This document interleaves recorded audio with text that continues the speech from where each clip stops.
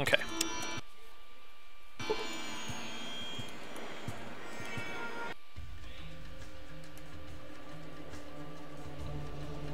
Onward to Vault 13.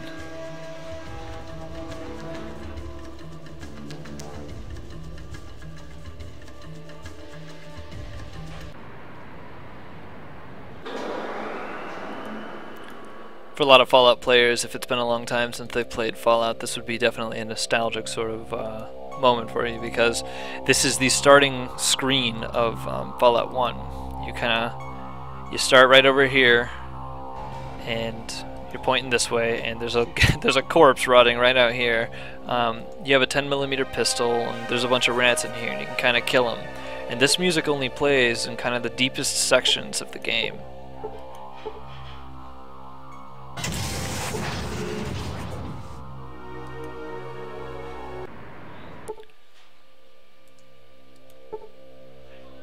Oh, hello, wait. Holy shit, those are death claws. Do not fear me, human. I do not intend to harm you. I am Gruthar, the leader of this Deathclaw pack. Why have you come here? To kick your ass. How is it possible that a Deathclaw can talk, and so well? I clearly can't talk at all. Forgive me, I do not mean to be rude, but I do not see how this is relevant to our conversation. I can speak your tongue, I can even read your written word. What more needs to be said? I don't mean to pry, but surely you can understand my interest in this matter. Yes, I certainly can. Very well. If we part as friends, human, you should speak with Gorus. He has more understanding in this matter than I. He usually can be found in the Vault Library. Thank you, I look forward to meeting Gorus. Why have you come here? I'm looking for something called a G.E.C.K. I was told I could find one here. A G.E.C.K. Is that not a small lizard? No, wait, that is a gecko. I am sorry, I do not know what a G.E.C.K. is, nor where it can be found. Will you let me in to look for it? I am sorry, but I do not allow just anyone to wander these halls. I am responsible for the safety of all who live here, and I must exercise caution. I understand, Gruthar, and I'll respect your wish for privacy. Why have you come here? Okay, well, let's say this again.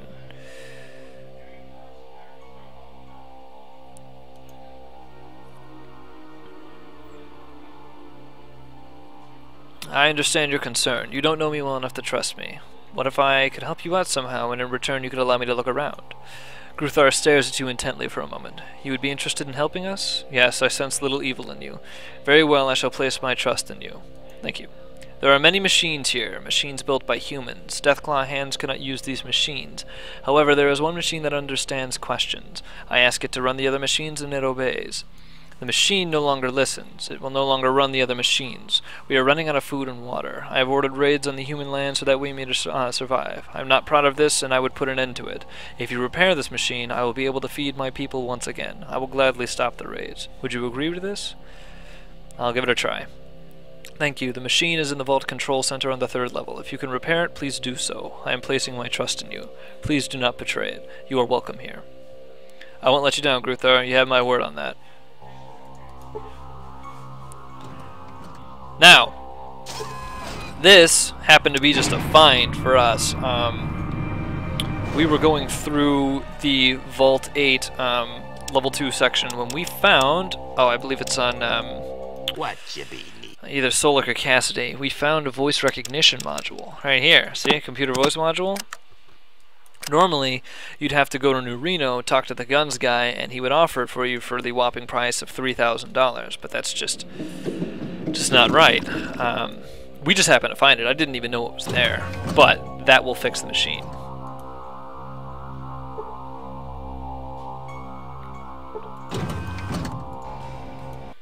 Oh, hello there. I'm Jim, or Jimmy. What you up to? Hi, Jim. I'm Rowdy. Can I ask you some questions?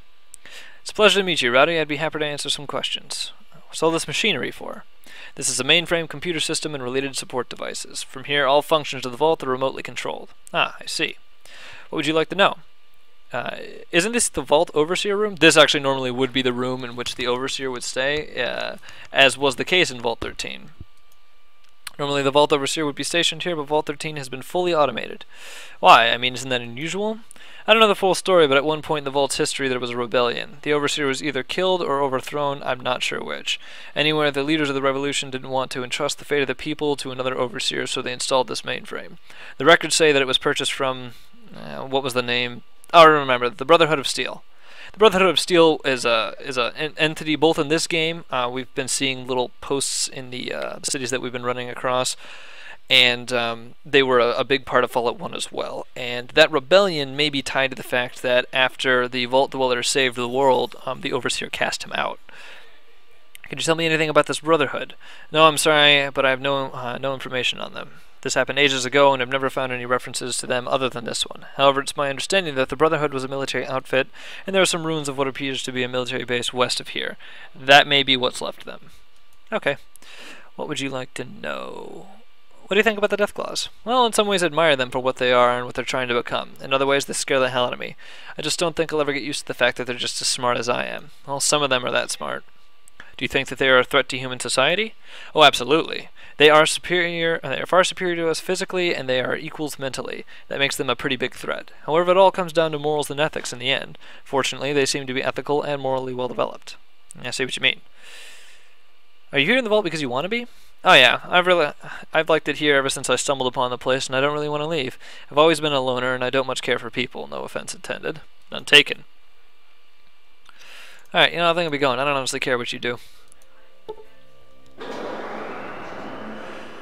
You examine the computer terminal, but cannot find anything obviously wrong with it. Run the diagnostic program. You're certain that the system should have set up diagnostic routines available. However, the keyboard input seems to have been disabled. The unit accepts voice commands only. Only left is a look inside.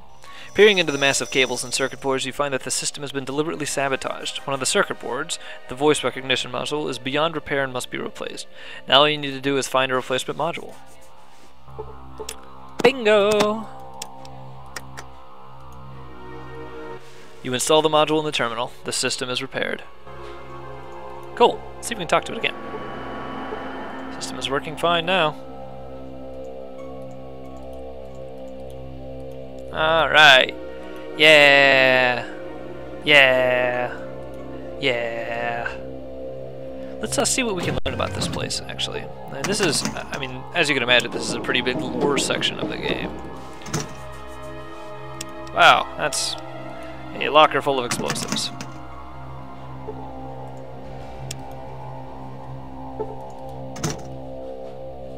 Ah! After all I worked for. Hey, here's the water chip. Yeah, I don't want the water chip, and I don't want the flamer fuel. We have learned our mistakes. I guess I don't really need the plastic explosives either. I mean, maybe I'll just transfer this off. Someone needs this anyways, and we're gonna make a Solik. Solik is generally up in the combat a little more often, so he deserves the combat armor. Also, here you go. Enjoy some shotgun shells. And hold these for me too. Please do not use them, Solik. You will kill us all. Alright, combat control. Boom! There we go. Hey, use your sledgehammer too. Okay.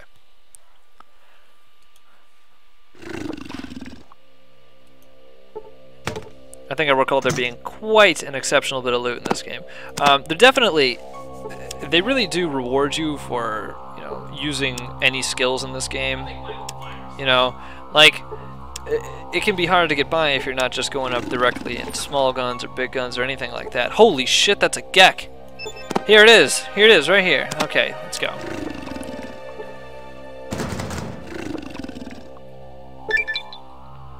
And 4,000 XP for getting the G.E.C.K. It says the Garden of Eden Creation Kit. This unit is standard equipment for all Vault-Tec vaults. A G.E.C.K is the resource for rebuilding civilization after the bomb. Just add water and stir. Let's see if we can learn anything more about it. Yep, okay. So, I believe at some point in the game they actually explain that basically the way the G.E.C.K works is that it's like a chemistry kit. I mean, it's definitely... I really doubt you could fit the rebuilding of a civilization in a suitcase, but... basically, it's supposed to be all the tools that you need to begin to refertilize the wasteland chemically. So it's a chemistry set, and I believe you have to plug it into to a vault to get it active or something. I don't know. But I guess Aurora would need to be able to use it. This is some Navcom parts.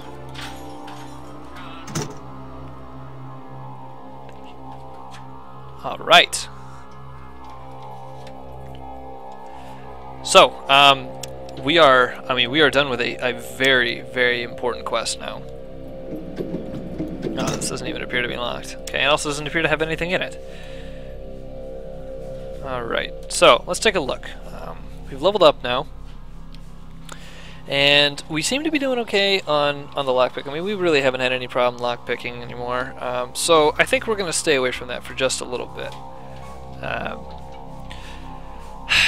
Our science, it's all good going up in books. Repair, same way. Barter, we don't even need. Outdoorsman, I mean, ever since we found that trader that gave us 6 books, has been doing A-OK at 73%. Our melee weapons doesn't ever really need to be improved since we're not playing a melee weapons version of the game.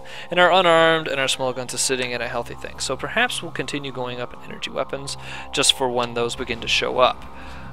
We're beginning to find the microfusion cells now, so we'll have the ammo if we find it. We just need the guns. 70% is not really good enough to make it, you know, better than using a good small gun, but it certainly is on the way. Ah, guys, we have a G.E.C.K. Look at this. Yeah. Important. Important. Let's save. Okay, so go over here and talk to Gorus. Hello, I'm Gorus. I don't recognize you. Are you new here? Hello, Gorus. Gruthar said I should look you up. He seems to think that you're the man with the answers. So you've talked with Gruthar. He has a rather inflated opinion of me. I don't really know half as much as he thinks I do. Anyway, you're an outsider. I've seen a few things like you. Some are staying here in the vault, but you look different. You seem to be more seasoned, if you know what I mean. I'll bet you've been around a bit and accomplished things. Am I right? Yes, I've had some adventures. Say you wouldn't mind answering some questions for me if I could tell you some of my adventures in return. It's a deal. I would love to hear anything you can tell me. What would you like to know? Do you know what happened to the people who used to live in the vault? They were captured by a group called the Enclave. Gruthar and the pack were forced to aid in their capture. They had no choice since they were slaves at the time. The fate of the humans had weighed heavily on Gruthar's mind. He's never really forgiven himself for the complicity in the affair. The humans were taken alive, but who knows what's happened to them since. So basically, since the start of Vault 13, everyone has been wanting everybody who's in Vault 13. The Master wanted to take everyone out of Vault 13 to make smart super mutants, and this new place called the Enclave came in here just to take them away, and we have no idea what happened to them. But these Deathclaws were apparently enslaved them. Sometimes we're forced into doing distasteful things by situations outside our control. Gruthar should learn to forgive himself. What would you like to know? What can you tell me about the Deathclaws here? They aren't your average Deathclaws, as I'm sure you've noticed. They've had their intelligence enhanced by some means not understood by them. This was done by a group of humans known as the Enclave. This seems the Enclave needed an army, and they chose Deathclaws because of their ferocity, physical prowess, and, well, you get the picture. Anyway, the only thing locked in Deathclaws was their intelligence. They needed to be smart enough to understand complex commands, but not so smart that they'd be a threat to those in charge. So the Enclave started messing with a virus or some such thing and injected the Deathclaws with it. The virus was known to mutate humans into some sort of super beings, so the Enclave wanted to see what it would do to Deathclaws. Well, the result was a breed of Deathclaws so smart that they could see where they were destined for slavery. So they played dumb until they could gain their freedom, and here they are. So that's actually brilliance right there. That's superhuman kind of intelligence. And that virus that they're talking about is the same virus that created the super mutants in humans. It's the Forced Evolutionary Virus, or FEV. It actually is what caused the Deathclaws to mutate in the first place.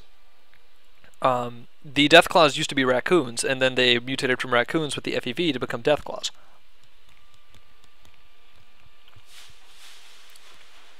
It's incredible. You seem to be very knowledgeable. Can I ask you more? What do you know about this virus? It's called the FEV virus. Nailed it. The Enclave is, or was, doing extensive research on it. I'm sorry, but I don't know anything more.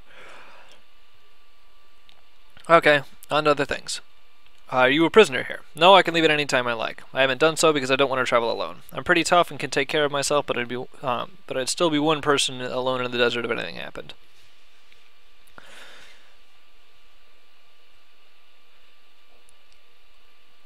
I see. You mentioned you wanted to do some traveling. How about joining me? He hesitates, and you get the feeling you're being carefully scrutinized.